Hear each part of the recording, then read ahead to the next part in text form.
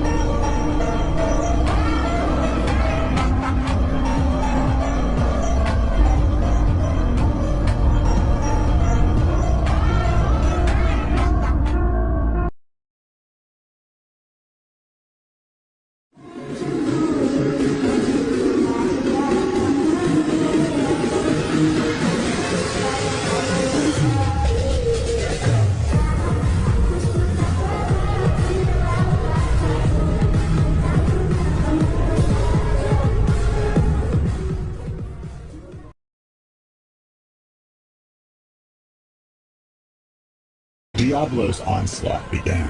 Feldway's art was deflected by Diablo's claw scissors. They were clearly on a different level, but the fact that they didn't take that into account was terrifying. Feldway, who had been overwhelming them until now, was being one-sidedly pushed back. It was impossible not to be dumbfounded, and finally, the time to settle things had come. End of World Requiem. Diablo's full-power attack had caused Feldway to fall to the ground. It was wonderful, but an unbelievable feat.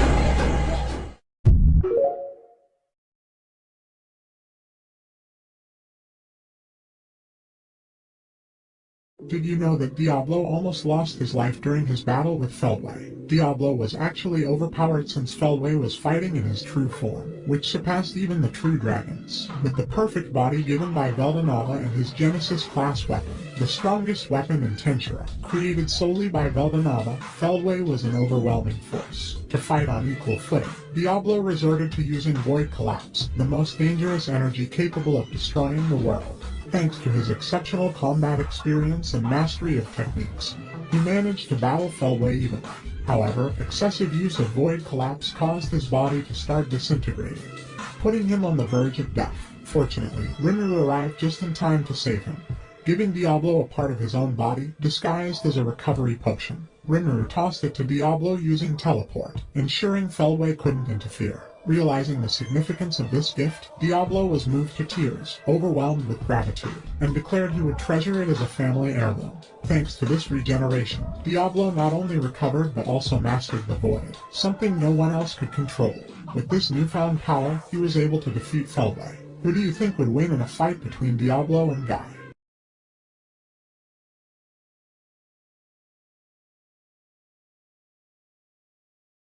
As the world is facing a never-before-seen crisis from the dreaming evil god and its army, two powerhouses, oldest and strongest demon, G. Crimson, and eldest sister of the true dragons, Felzard, are locked in battle of unimaginable proportions that could change the fate of the world forever.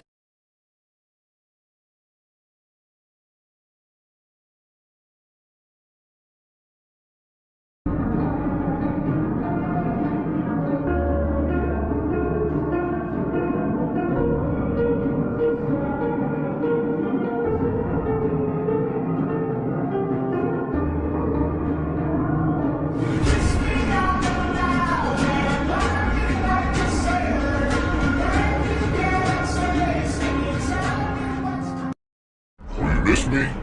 Well, I'm gonna be sad to see you go. I won't beg to come with you this time, though, because I'm gonna be a pirate all on my own. Just watch me.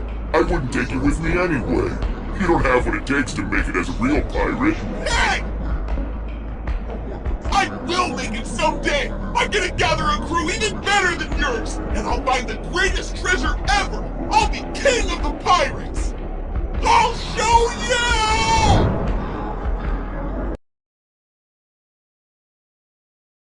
Rimuru is already doing insane things. Like always. Velzard's in full rampage mode. Guy and Testarossa have to rely on nihility just to stop the whole battlefield from getting shredded. And even then, it's barely enough. And then Rimuru walks in, expands his dragon hockey, mixes it with nihility, and in one instant, shuts down Velzard's hockey and Guy plus Testa's nihility like it's nothing. Guy is straight up pissed and confused. He literally can't even perceive Rimuru's existence properly. And Rimuru? He slips into slime form, wraps around a rampaging Velzard, and just stops her rampage. No wonder Guy's inner monologue was basically, who the hell is this guy? Well, he's just a slime.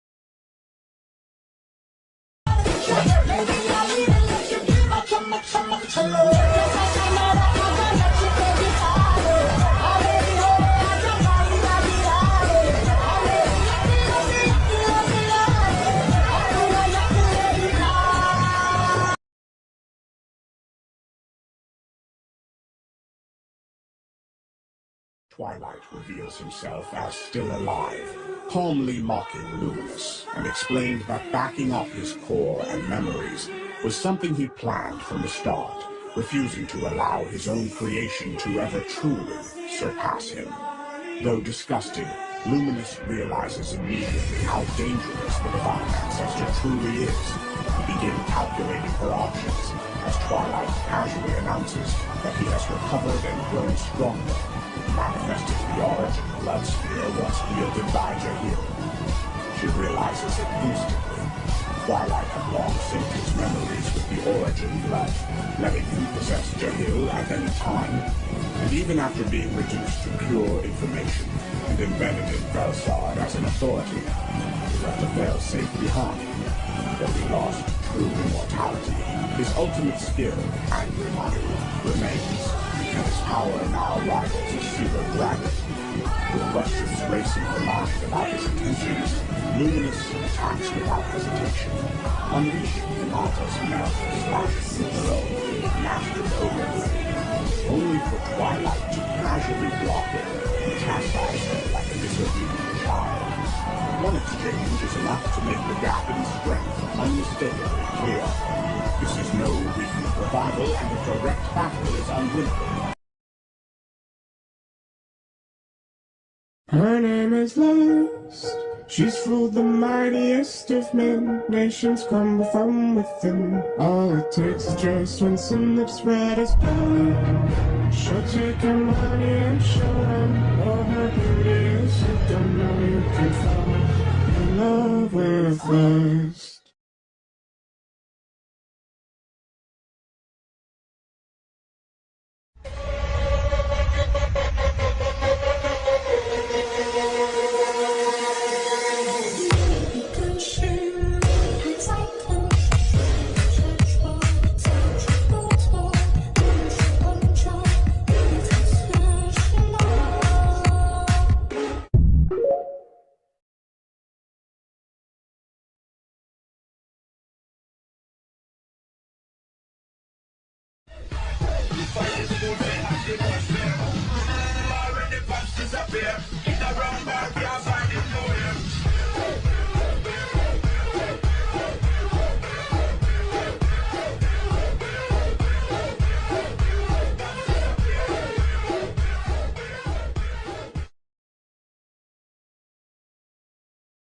The Divine Ancestor originally existed as a single being known as Luminous Twilight Valentine, and in his obsession with achieving perfect immortality, he experimented on himself by removing his own personality, the core of his identity, and transplanting it into a test subject, who became Luminous.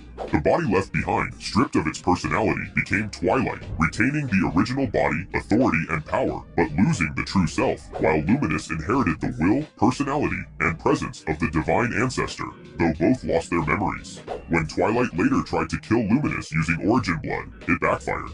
Luminous absorbed the weapon, which contained the Divine Ancestor's lost memories, restoring them to her.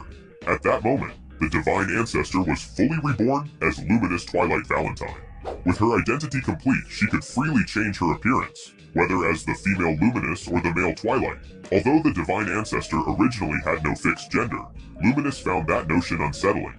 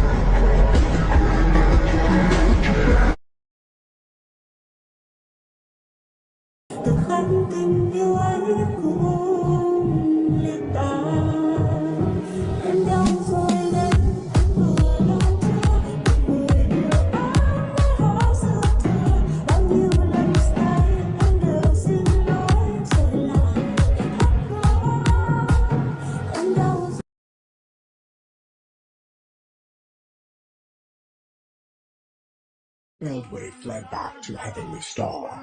His body aches after being turned to dust by Diablo, but he feels relieved now that he has come this far.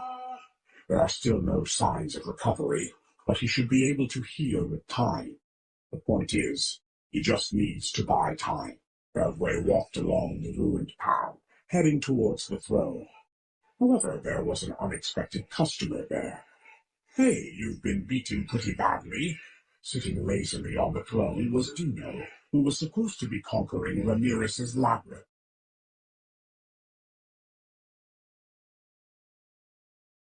Pika and Gracia reveals something that destroys any remaining illusion of authority Feldway thought he had. The divine influence that allowed Feldway to forcibly control them has weakened or collapsed entirely. They're no longer under his command and no longer interested in supporting his plan. They call him out for manipulating them without consent, for dragging them into his personal goal and obsession, and for steering the world into destruction for reasons that never actually made sense. It even comes to the point that the three of them completely ignore Feldway's presence and start talking amongst each other that Rimuru is back and maybe they can actually join him again. Their departure is not angry or dramatic, they simply just walk away declaring the partnership over. Dino even tells Feldway that his eyes are clouded and that he has lost sight of whatever purpose he once had.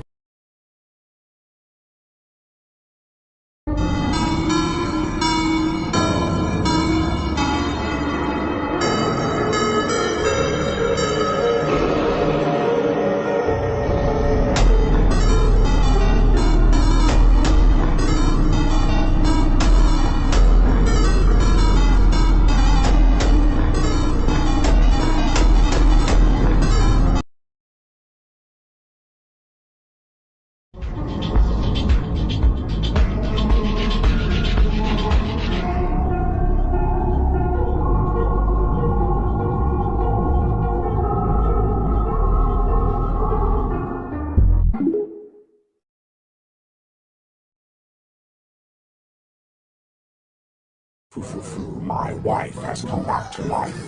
My daughter will come soon too. The family will be together.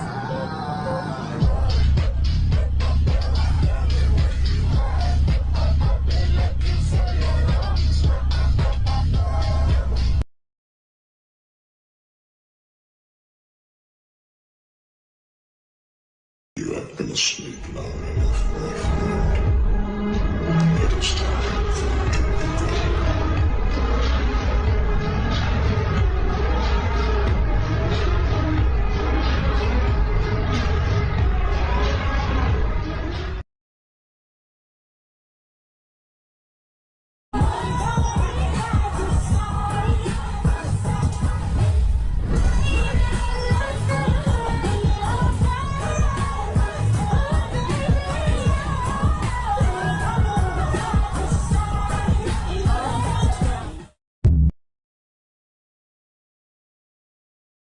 The awakened Veldanava has become the true final villain. It turns out he actually revived long ago, but chose to hide himself to slowly recover his power, with only Velzard aware of his return. This new Veldanava sees the world as a failed creation, and wants to erase everything and start over. This likely comes from the lingering memory of his and Lucia's death. True dragons may revive with their memories, but their personality resets. That's why even Feldway's entire plan wasn't just blind loyalty. It was all part of Veldanava's true will. And on top of that, Veldanava has also teamed up with Ivaraj, who has taken on the form of his wife, Lucia. Veldanava no longer had any interest in the world. It had taken his beloved wife, Lucia, from him, and that alone was a sin beyond comprehension to the god of creation. If you're doing all of this because of Lucia, wouldn't it make more sense to just reincarnate her yourself, Rimuru? The only threat to him asked. But Veldanava explained that it was impossible. Lucia's soul had already reincarnated into countless fragments across different worlds.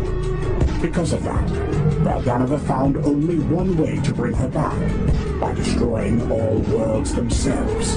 Only then could he reincarnate Lucia into a new and better world in their place. He would destroy everything that he created. After all, that was his right.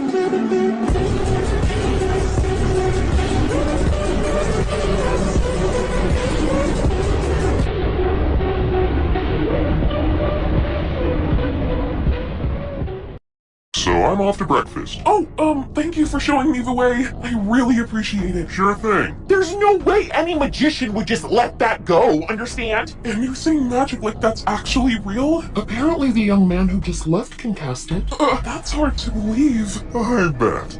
This warrants discussion. So let me take the opportunity to say, no one here is to ever fight Rio. Even the four of us together would be no match for him. If you find yourself against him, just give up and surrender. Him, he isn't likely to kill you. Got that? That's an order.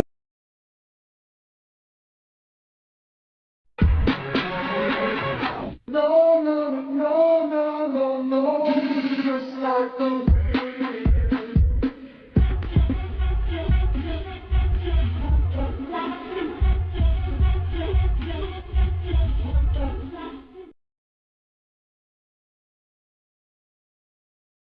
Veldanava thrust his sword sharply, and at the moment Rimuru blocked it. Rimuru was engulfed by a gentle sensation. His consciousness faded, and he collapsed into a slime as Veldanava took Rimuru's soul into his hand, shining faintly in the suspended world.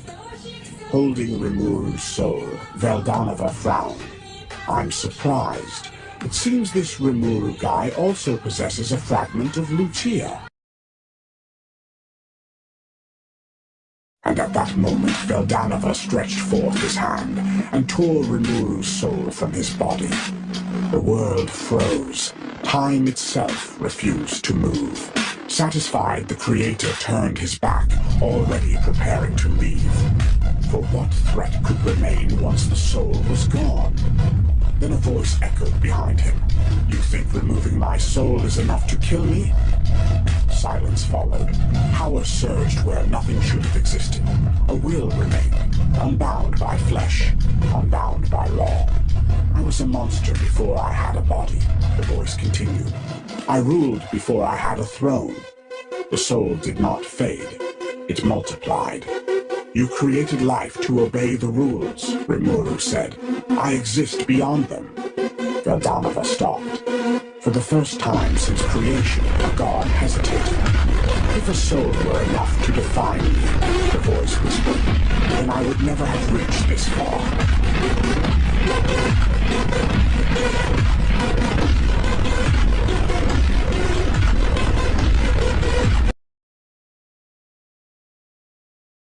Rimuru, whose soul had just been stolen, suddenly woke up.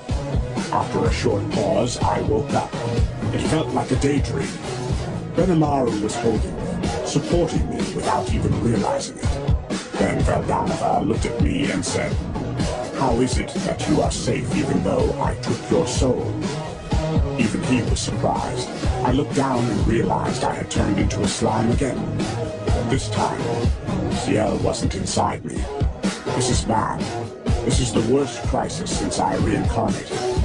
Most of my abilities were managed by Ciel. If Ciel is gone, I can't use them anymore. For the first time, I felt truly alone. I realized it. I was still connected to Veldora through the Soul Corridor. We had backed up inside each other. Veldanava's attack was a multi-dimensional continuous attack, capable of sealing off escape. My soul was stolen, but at the last moment, only my core heart, my ego, was expelled into Veldora. That's how I survived. There was nothing I could do in that state, but I remembered something. Pseudo-soul. I had to try.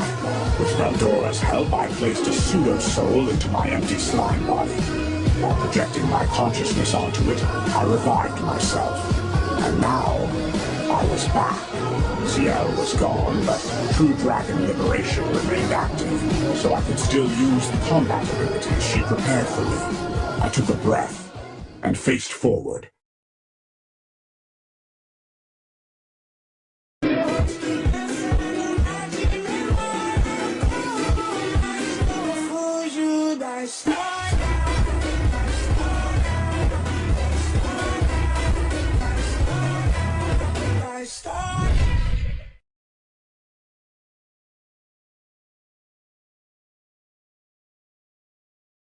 During his fight against Veldora and Belgrade, Rimuru decided to give Raphael a proper name since all he'd done until this point was call her partner or Wisdom King Raphael. This confused Raphael, who was until then burdened with anxiety and a loss of confidence due to constantly messing up in this fight against these two monsters, making her believe Rimuru might not need her anymore. He told her to believe in herself and named her Ciel, for short, giving her a feeling of eternal bliss, which normally a skill could never feel, evolving her into Mana Ciel, who is the unifier of skills. Oh, it looks like Veldanava was surprised too. Good, good. If I can even surprise the Creator God, then that's a big win for me. However, there was no doubt that this was a troubling situation. This is the biggest crisis situation we have ever faced.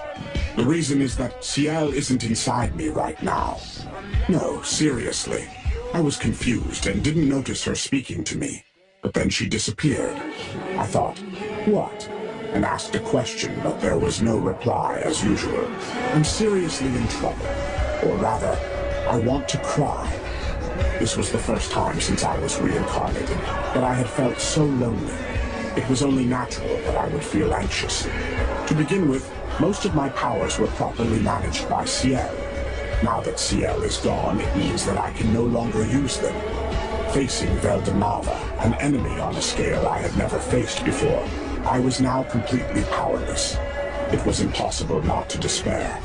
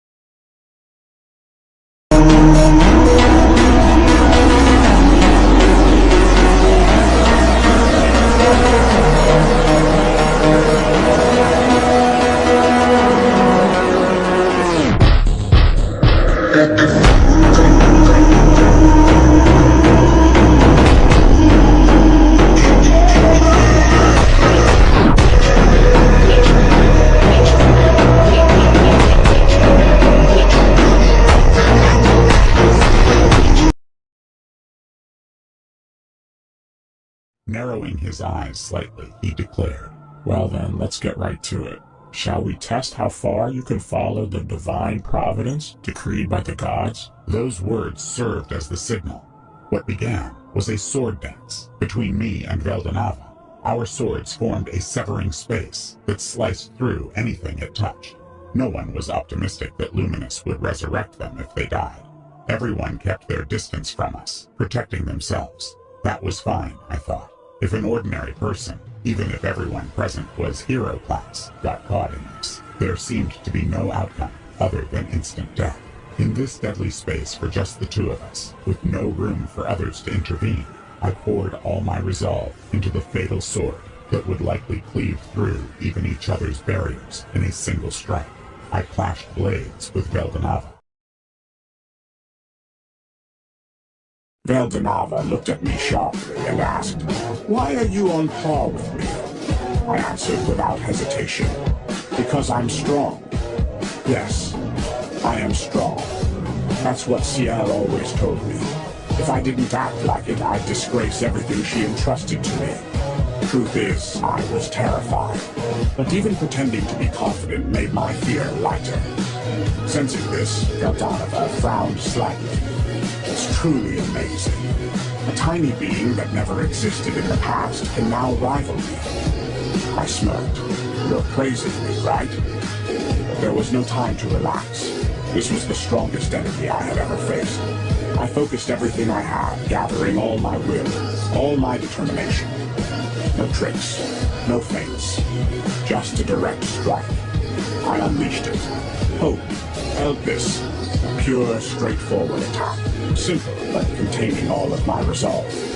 Veldanava blocked it with his own power. For the first time, our clash was even. Shock waves tore through space. Light and darkness spiraled around us. And in that instant, I felt it clearly. I can fight him. I won't lose here. My fear disappeared. I finally understood what I had to do. I tightened my stance, eyes locked onto Veldanava. This time, I'm going to win.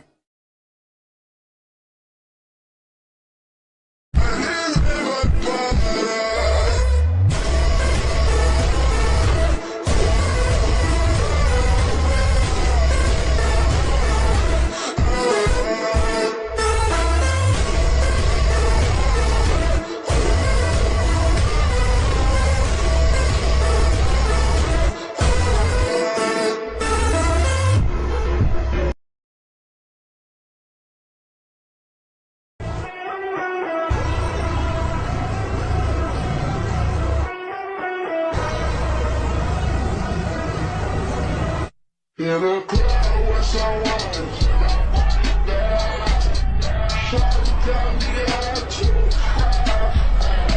I be stepping on the beat.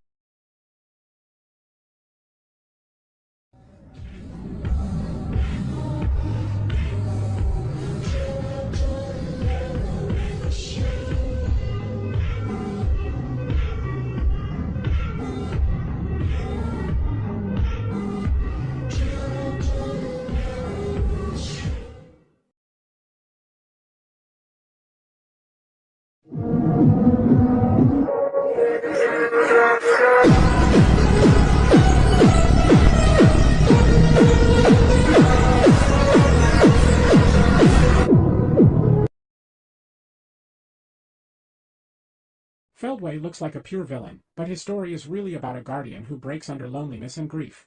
Feldway begins as the first of Veldanava's 7 angels of origin, created to guard humanity and defeat threats like the mindless dragon Ivarage. Isolated in the otherworld and soaked in Ivarage's magicules, he and his followers change into phantoms, while cryptids and insectars grow around them.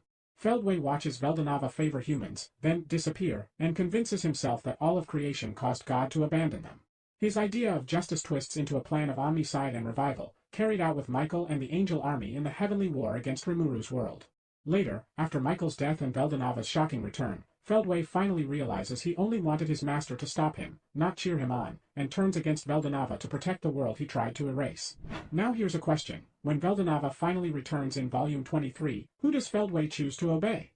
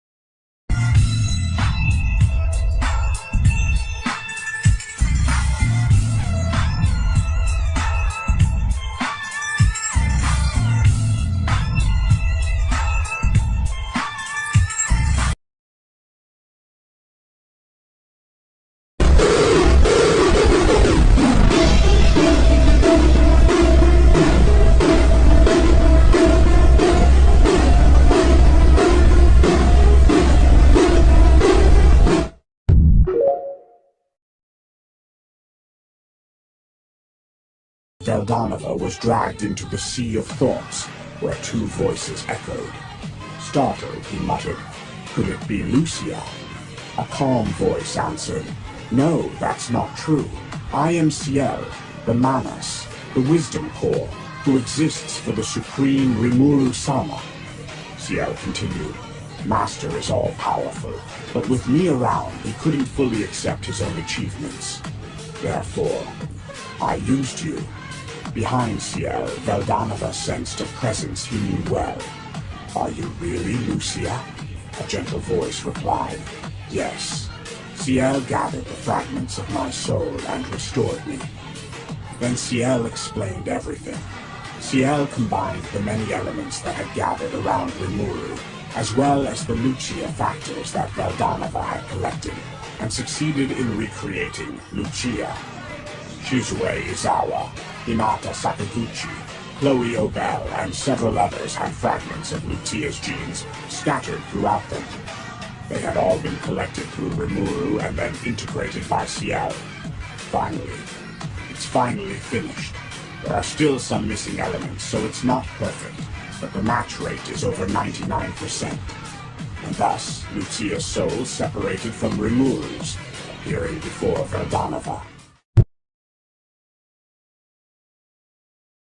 What if Tensura's creation god is really one lonely will that split into Veldanava, and a world-destroying monster? Before anything in Tensura, there was only one will, often called the all-in-one god. It was perfect, all-powerful, and alone. To escape that boredom, this will gave up its full power to create worlds and living beings. The creator side became Veldanava, the Star King Dragon, who formed the laws of the world and loved his creations.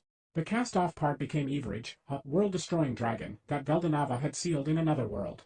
Later volumes hint Everage once existed as a perfect, all-one, lost half of herself, and now wants to erase Veldanava's worlds to fill that hole. Fans link this to a one-god idea, one original god split into gentle creator and hateful shadow. Ivaraj, the dragon of destruction, begins absorbing everything. Not eating, but reverting things back into their original state. Veldanava understands he cannot escape. This is his punishment, the final consequence of all the mistakes he made. His loneliness, his selfishness, and the chaos he spread across the worlds. But then Lucia appears beside him. Hand in hand, they accept their fate together, as Ivaraj slowly pulls them in. Lucia comforts him. Veldanava's heart softens. He feels peace for the first time. It's okay, because there is hope for us too. Hope. Elpis. It's a name I've only recently heard. A cheeky slime stood in front of me. The name is... Veldanava suddenly remembered something. A conversation I once had with Lucia. What should we name this baby? When asked this question, Veldanava answered with a happy feeling. That's right, wouldn't Milan be good? Or, why had I forgotten? That was before Milan was born. Veldanava had certainly spoken another name. Now that I remember that, I'm convinced that it was all inevitable. I see. Surpassing his parents had been achieved. As he was about to be assimilated by Everage, Veldanava felt enveloped in happiness once again.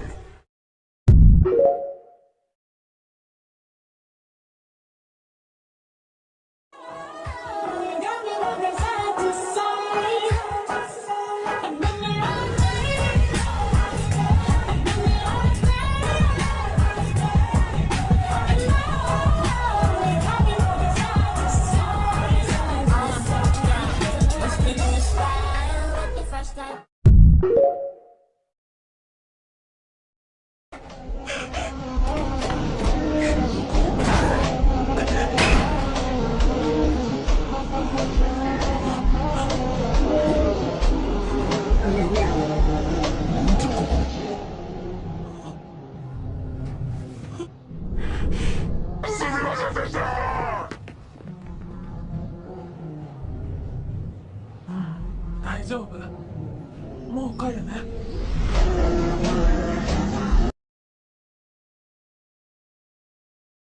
In the quiet stillness before the world had shape, Veldanava, the Star King Dragon, gazed upon the fragile life cradled in his arms.